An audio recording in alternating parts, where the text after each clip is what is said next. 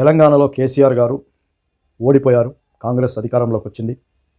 ఆయన ఏం ఊహించారంటే ఎలక్షన్లోకి వెళ్తున్నప్పుడు సందర్భంలో ఈ రెండు పార్టీలు కాంగ్రెస్ అండ్ బీజేపీని సమానంగా ఆయన ఢీకొనడానికి మాటలు ఎదుర్కోవడానికి ఈ రెండింటిని కూడా టార్గెట్ చేసి వాళ్ళ నాయకులకు కూడా ఆదేశాలు ఇచ్చి ఎక్కడ కూడా చూడు ఈ బీజేపీని కాంగ్రెస్ని సమాంతరంగా టార్గెట్ చేయడం వల్ల ఈయన ఓడిపోవడం జరిగింది.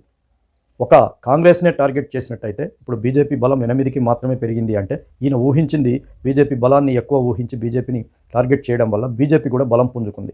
అన్ని నియోజకవర్గాల్లో గెలిచింది 8 కావచ్చు, కానీ 40 నియోజకవర్గాల్లో బలం పుంజుకోవడం వల్ల ఓట్లు చీలడం వల్ల ఈయన గెలుస్తా అనుకున్నాడు. కానీ అక్కడ కాంగ్రెస్కు మాత్రం ఓట్లు వేయగలిగారు. బీజేపీ చీల్చింది, గెలవలేకపోయింది.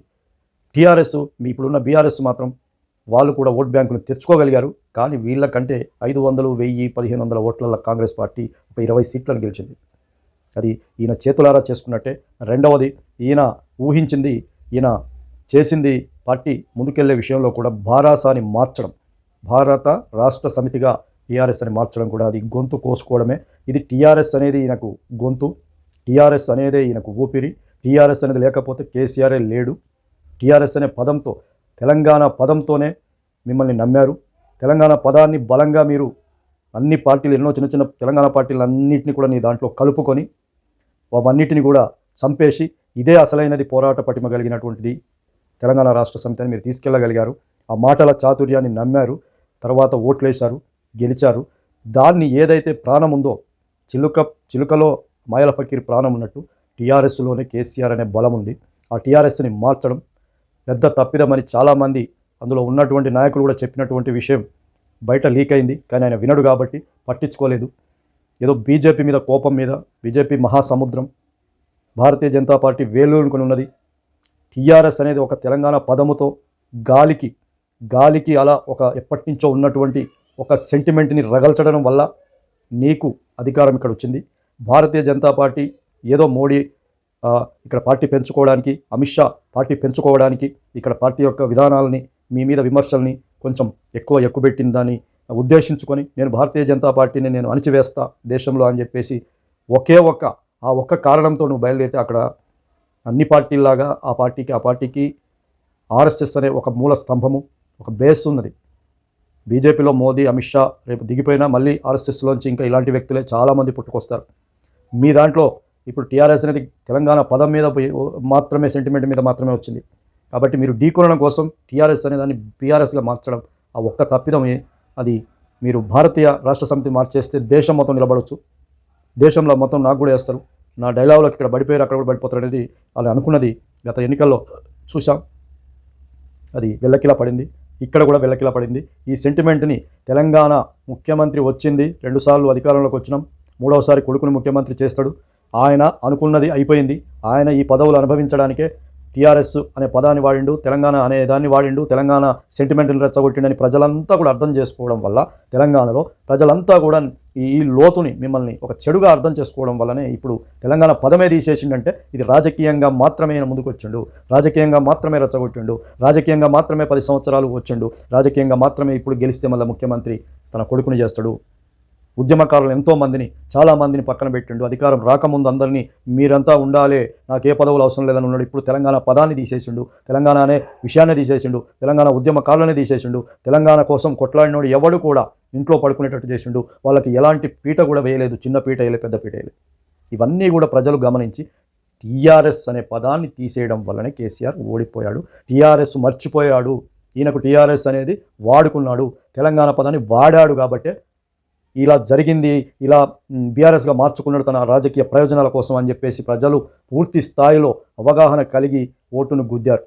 ఇప్పుడు దీనికి చెప్తున్నటువంటిది ఏంటంటే మాకు 39 సీట్లు వచ్చినాయి, ఇది ఓడగొట్టినట్టు కాదని కేటీఆర్ కూడా చెప్తున్నాడు. ఇది ఎలా కాదు.